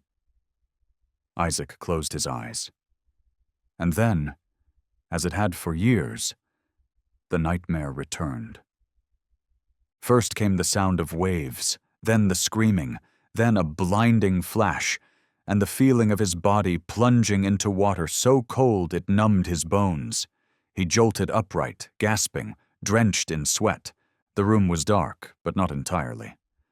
Moonlight reflected off the snow outside, casting a faint glow through the window, just enough for him to see Echo, sitting silently by the bed. No command had been given, no gesture made. He was simply there, as if he had always known the nightmare would come again. His eyes weren't sad, weren't pitying, just steady, the gaze of a creature who understood. Some things cannot be erased, they can only be stood watch over. Isaac reached a hand down, brushing lightly against Echo's rough coat. And in that quiet moment, somewhere between night and memory, he let out a long breath. Not because the nightmare had passed, but because this time he didn't wake up alone. But Echo had his own nightmares. Once, just before dawn, Isaac was stirred awake by a soft scraping sound, faint claws against wood. He slipped out of bed, followed the narrow hallway, and found Echo lying there, trembling. His legs twitching unconsciously, like he was running. His mouth slightly open, but silent. Only rapid breathing escaped him, as if caught between two worlds, one where orders barked through static, and another where no orders would ever come again. Isaac didn't wake him. He just sat down and waited. Waited until Echo's eyes opened and found him, and didn't run. In the cold dark, two souls who had survived the same explosion, been left behind in the same frozen silence, were now learning, slowly, patiently, how to live again, without commands, without words, just presence. Since returning to the cabin, Isaac still kept a small knife beneath his pillow. Not out of fear of intruders, but because, for years, he had never truly believed he could fall deeply asleep without betraying some part of his survival instinct. But then, something strange happened. Not the first night, nor the second. But on a Saturday morning, when sunlight filtered through the slats of the curtain, Isaac opened his eyes and realized he had just slept 8 full hours. He didn't startle awake. No nightmares. No choking screams caught in his throat. Isaac sat up slowly. Didn't reach for the knife, didn't search for the clock. He just looked toward the door, where Echo lay with his head resting on his front paws, eyes half open. Not asleep, not shifting. He had stayed there all night, as if guarding Isaac's sleep was the last mission he still remembered from a war no one talked about anymore. Day after day, the ritual repeated. Echo didn't need a shift. He wasn't standing sentry like a machine. He was there because he understood the man who once taught him how to survive was now learning, through him, how to sleep again. Some nights the snow fell heavy. The wind howled so fiercely the cabin walls groaned and split. Isaac would stir slightly, roll over, and find Echo still there, eyes fixed on the door. Not because anything outside threatened them, but because within Isaac a door had never truly closed. Once, Isaac whispered, "Sleep, Echo. It's safe here now." Echo blinked, didn't move, didn't respond, and Isaac understood. For Echo, the mission never ends when the one he loves is still breakable. One dusk, under a low amber sky, Isaac took a small piece of wood and carved 4 careful words into it. The Silent Gatekeeper. He placed it beside the fold-out bed where Echo usually lay, not to teach him gratitude, but to remind himself Survival is not about keeping your heart beating, but knowing who stands guard over it when you cannot. And from that night on, when Isaac turned off the light, he no longer lay facing the wall. He turned toward the door, so that if he opened his eyes in the middle of the night, he would see Echo still there. No need for good nights, no need for light, just the rhythm of another breath, steady, standing guard over sleep. The cabin had no clocks, no alarms, no calendar nailed to the wall, and neither of them needed reminders. Isaac woke when Echo stood. Echo ate when Isaac poured coffee. They didn't speak. No commands were given, no deliberate gestures made. Yet every action, every step, felt like part of a silent symphony only the two of them could hear. Each morning, Isaac would step onto the porch. Echo never ran out ahead. He waited for the door to creak open, then glided outside like wind across snow. They walked the old dirt path through the forest. No leash, no call of, "Let's go." Echo always stayed to Isaac's left, not too close, not too far, just enough so that his shadow brushed against Isaac's leg whenever the sun hung low. Some days, Isaac stopped midway, gazing off into the pines. Echo didn't ask why. He simply sat, waiting until those distant eyes stopped reaching into the past. Then they continued, without a word. In the afternoons, Isaac worked with wood, fixing the porch, reinforcing the sagging bookshelves. Echo would lie beside him, his head resting on an unshaped plank, as if cradling all the untouched pieces of their history. Once, a splintered scrap snapped up and grazed Echo's leg. It didn't cut deep. No blood. Still, Isaac knelt instantly, pressing gently against the scrape. Echo didn't flinch. He just looked up at him, with eyes that seemed to say, "I've known worse pain. But thank you for touching me like a being, not a tool." At night they ate together, one man, one bowl of soup, one dog, a plate of soft rice and chicken. There was no television, no music, just the soft clink of a spoon against the bowl and the steady, gentle sound of Echo chewing, like the quiet pendulum of an invisible clock, marking each second of recovery. Isaac had once lived among voices, among the noise of orders and the tension of coordination. Now, he was relearning how to exist beside a presence that required no words, just the assurance that someone was there, in rhythm with him. One noon, when hail came without warning, Isaac ran out to shield the stack of firewood he hadn't yet covered. He didn't call for Echo, but moments later the dog appeared beside him, an old raincoat held firmly in his mouth. He didn't drop it with command. He lifted it with intuition, the kind born from understanding that some storms don't fall from the sky, and those who have known cold and wet never need a reason to cover someone else. No one said, "I need you." No one said, "Stay." And yet they both remained, in the right place, at the right time, as if they'd never been left behind by the world. That evening, there was no wind, no clouds, just a heavy stillness blanketing the forest, like a layer of colorless frost. And Echo felt it first. It began with the faintest rustle beneath decaying leaves, a sound almost too soft to be real. But for a soul who had once waited motionless during raid missions, it was not a sound of nature. Echo was lying near the window, his head resting over his front paws. Then, with a subtle shift of the wind, he rose. No barking, no growling, just deliberate steps to the door, each one firm, precise, and stopped at the sliver where the wood hadn't been fully closed. His ears twitched, his body lowered, his eyes narrowed with focus, returning to a stance Isaac hadn't seen in years, the kind forged not from fear, but readiness. At the back table, Isaac was carving wood. The rhythm of his chisel broke when he noticed the space beside him was empty. "Echo?" he called, quietly but sharp. The dog didn't turn.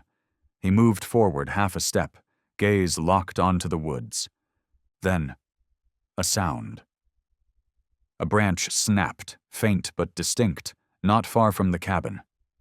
And for Echo, it was enough. A low rumble stirred in his throat, not anger, but the first flicker of instinct, triggered by a breach in what had become their sanctuary. Isaac stood, put down the chisel, and stepped toward him. And then he saw it. A figure, faint, moving between the pines, no uniform, no visible weapon. But they stood against the wind, too long, too still. Isaac's jaw tightened. The soldier in him had never left. He signaled for Echo to back away. The dog didn't comply immediately. His eyes remained fixed on the figure, just like he once stood between danger and the teammate who didn't see it coming. Finally, Echo stepped back, once, then again, but didn't break eye contact. He no longer trembled. He no longer curled up in corners like he did the day he was rescued. He had reclaimed his role, not by command, but by choice. Because this man, this place, was worth guarding. Isaac stepped onto the porch, watching as the figure slowly moved, then disappeared into the forest. No warning, no greeting, just a presence that passed through, like the first echo of something about to unfold. Echo watched until the last sound faded.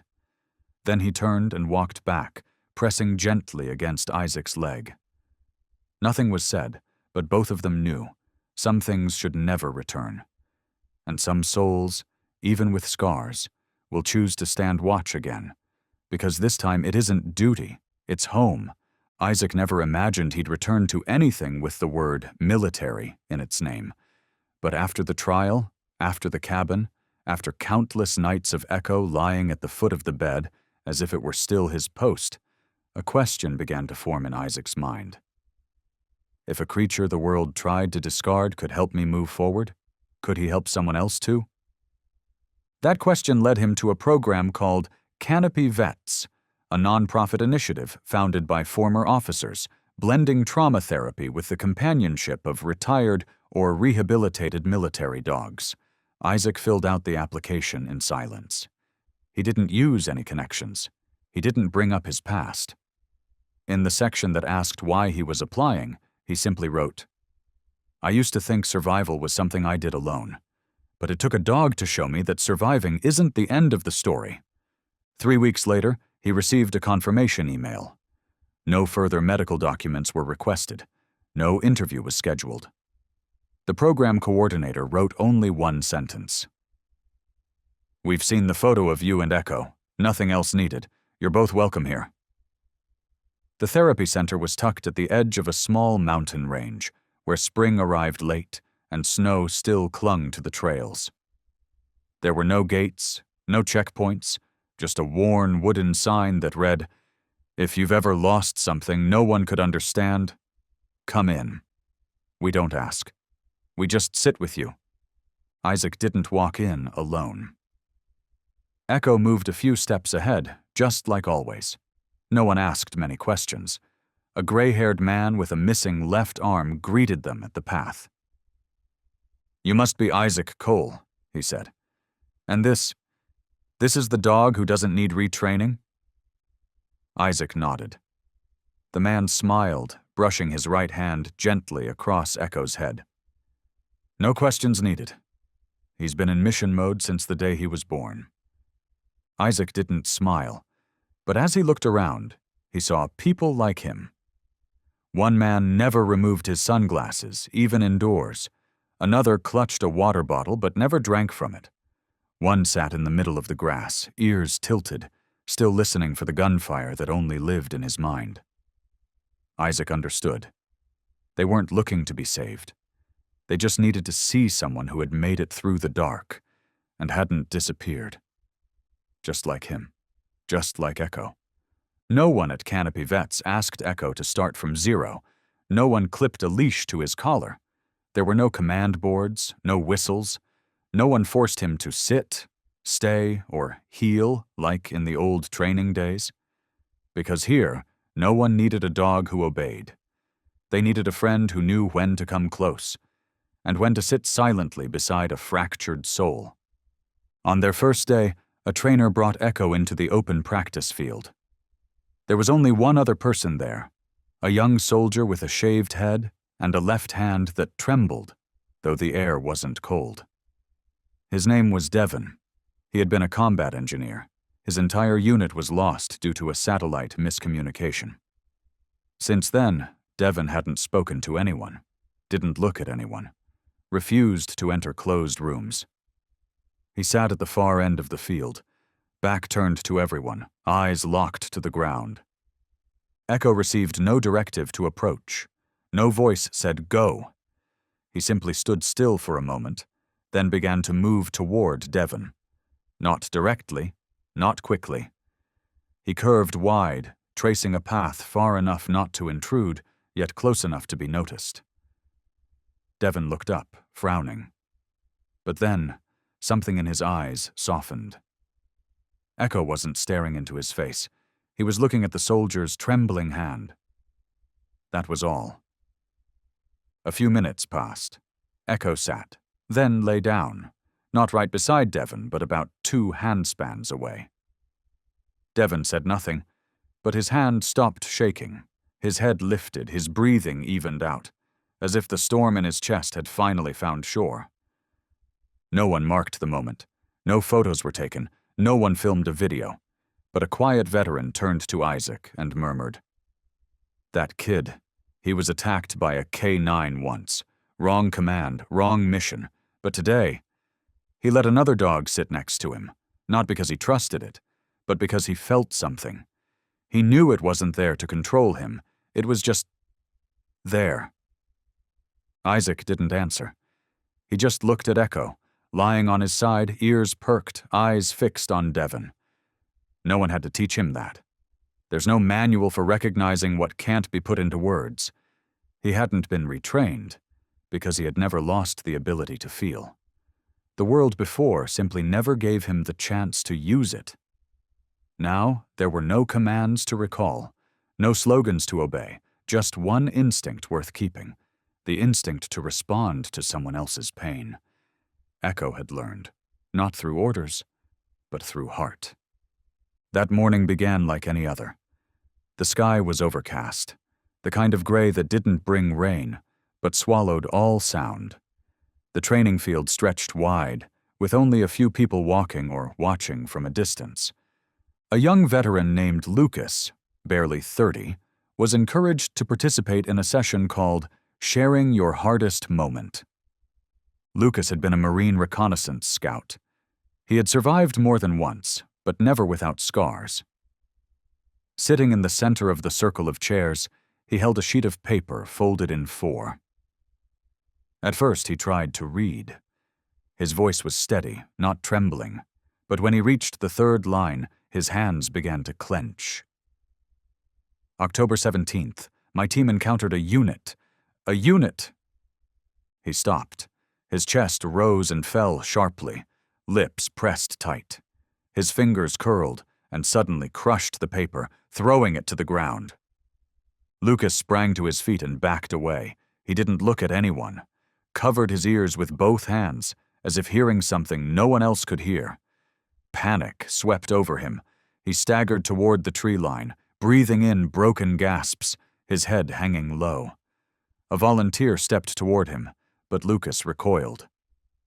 "Don't come near me!" His voice cracked, hoarse, as if even his throat couldn't bear the weight of the memory. The entire field froze. And then, Echo stepped out of place.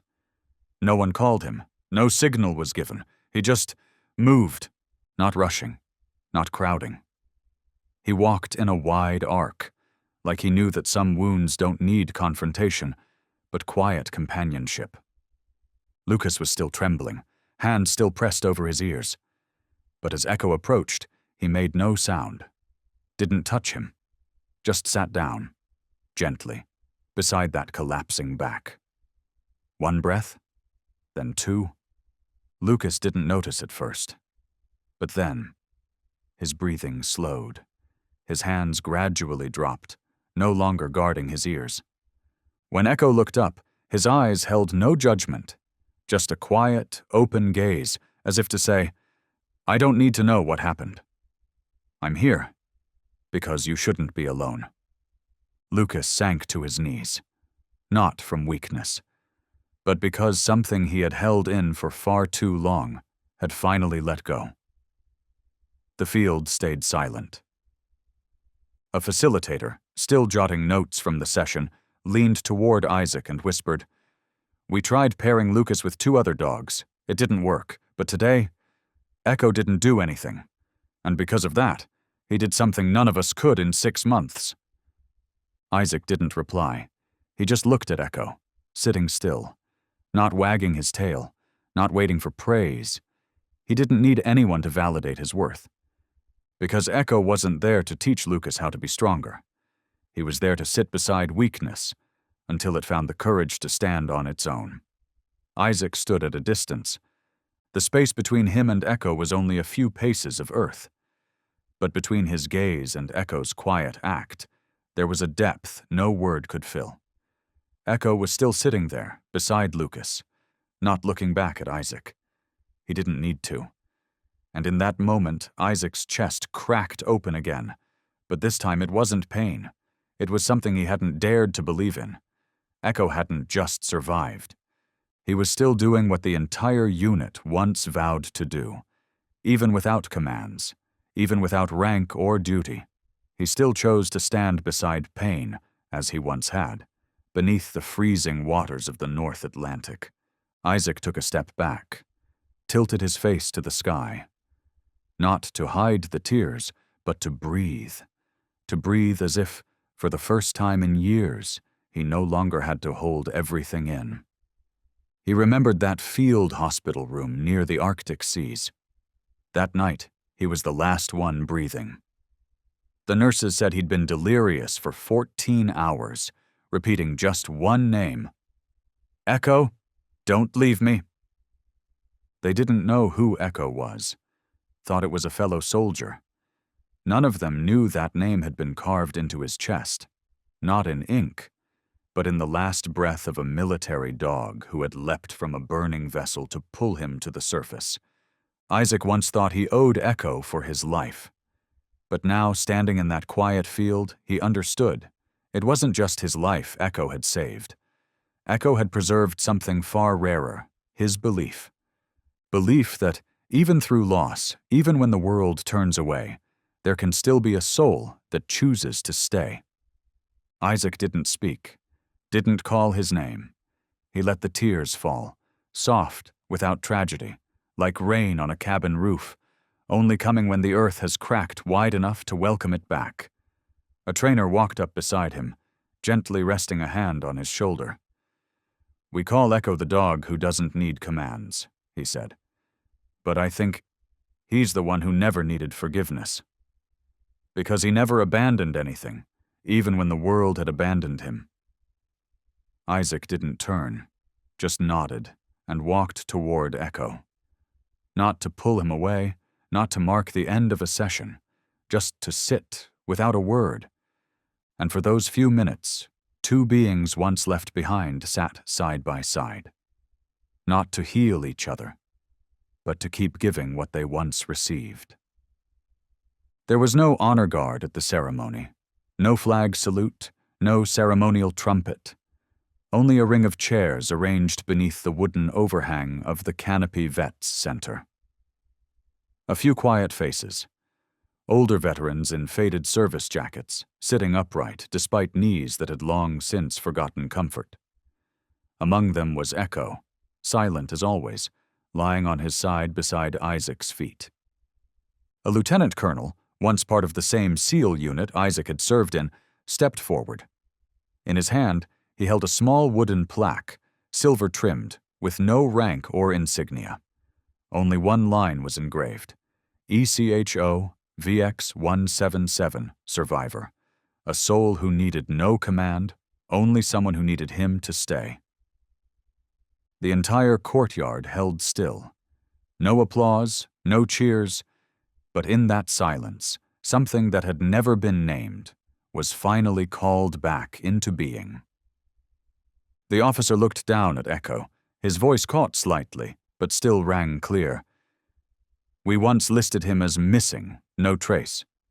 But the truth is, what we couldn't trace was the faith he carried. And now, standing here, I don't want to call Echo a recovered asset. I call him a symbol of survival. Not just because he came back, but because he taught us this. Loyalty doesn't vanish, it simply waits for someone to believe again. Isaac did not bow his head. He looked up, eyes glistening, not from pride, but because at last a comrade was no longer buried beneath forgotten paperwork and classified history. One of the elder soldiers, a man who had served on the same campaign years ago, slowly removed the insignia from his own chest. He stepped forward, crouched, and clipped it gently to Echo's collar. No words were spoken, but Echo, as if understanding, lifted his head. His eyes moved across each face, not asking, not demanding, just present, the way a scar doesn't need retelling, yet still reminds us we survived. On the east hallway of Canopy Vet Center, a quiet corner few people pass, where sunlight always slants diagonally through the tall glass. There is a small room. No nameplate, no posted rules, no office hours, just a wooden sign hung above the doorframe. Echo Room, where what hasn't been said is still heard. Not everyone understands what the name means. Not everyone enters. But those who have sat there all know. This isn't a place to be healed. It's a place to be silent, without feeling wrong for it. Inside, there's only a gray fabric couch, a thick wool rug, and a soft golden reading lamp. No microphones, no recording devices, no intake forms or psychological checklists. Sometimes Echo lies there. Sometimes he doesn't. Sometimes it's just a dog-ear-shaped pillow in the corner. Sometimes it's the faint sound of breathing from somewhere near the rug, unclear whether real or simply remembered by someone who once sat here. Most don't come to tell stories. They come to sit and breathe. To breathe as if they don't have to keep performing, "I'm okay." One veteran once scribbled a note in the notebook left in the corner of the room. It was the first time I cried without apologizing for it. Echo didn't wipe away my tears. He just lay there and made me believe that no sob is ever meaningless. The Echo Room was never crowded. It was never a place of full attendance. But it was a space of just the right absence, where no one ever felt like they were the one too much. Isaac had been there a few times. He never spoke. He simply sat, placing one hand on the rug where Echo used to lie, not hoping to feel him again, just to hold on to a little warmth that remained. The center never held an inauguration for the room. One quiet morning at the edge of early winter, they simply hung the sign. And from that day on, whenever someone at the center couldn't stay through the training sessions or the group talks, they would ask, "Is the Echo Room available?" No one ever needed to ask who Echo was, because to them, Echo wasn't just a dog. Echo was the moment someone stayed, even when you had nothing left to say. That winter, the snow fell slow and thick. The backyard of the center lay blanketed in white, soft, still, as if even time itself paused, slowed one beat, so nothing would be missed. Echo still lay in his usual spot by the window, no longer bound by training schedules, no more duties left to fulfill. He simply lay there, quiet, warm, and close enough for a broken person to feel not completely disconnected from the world. Whenever someone stepped inside and saw Echo turn his head, just slightly, no tail wag, no bark, they would pause. Because that gaze didn't ask, it didn't pity, it didn't judge. It simply said, "I'm still here, and I remember you, even if you've never said a word." A few weeks later, Echo no longer appeared daily in the therapy room. Age, old wounds, and the years spent alone in freezing seas had taken more than just his strength. But no one at the center called it an absence. They simply said, "He's gone to stand guard elsewhere, where silent listening is needed most. On the wooden door of the echo room, just beneath the carved sign, someone had pinned a handwritten note. The handwriting was strong and steady. There once was an echo in the frozen sea, but it found its way home, not through sound, but through loyalty. No name, no date.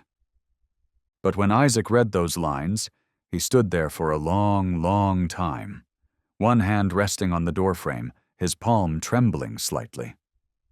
Because he knew, the echo hadn't just found its way home, it had carved a path forward for all those who had once lost themselves, to begin again. Not alone. Not left behind. Perhaps we will never truly understand why a dog, abandoned, scarred, weathered by ice and silence, still chooses to stay with us. Echo never needed to speak to be understood. He didn't need to bark to be seen. He only needed to be there, quietly, steadily, a living testament that loyalty never dies. It only needs somewhere to return to. This story is not just about a dog who was once rejected. It is the story of every being who's ever carried wounds, finding their worth again, through connection, empathy, and unconditional love. Like Echo, every German Shepherd, every Malinois out there, they're not just pets, not just working dogs. They are friends, comrades, bridges between what has broken and what can still be healed. And sometimes, the only thing they ask of us in return is simply to be heard. Even if that listening comes in the form of a silence that knows how to love.